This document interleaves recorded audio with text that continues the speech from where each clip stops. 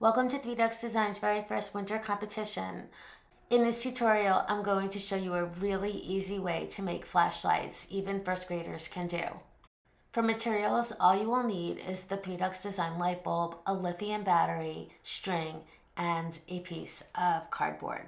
One thing to note is that the lithium battery is toxic if swallowed, so make sure that your students do not go home with the lithium batteries and that you can account for all of them at the beginning and at the end of the project. So the easiest way to make a flashlight is for your students to just literally thread the prongs of the light through the cardboard and then attach the battery in the right orientation that makes it go on, wrap it with string, and tie it up, and voila, they're done. Then your students can build their diorama, put in their groundhog, and test it. Keep in mind that the darker the diorama, the better the shadow.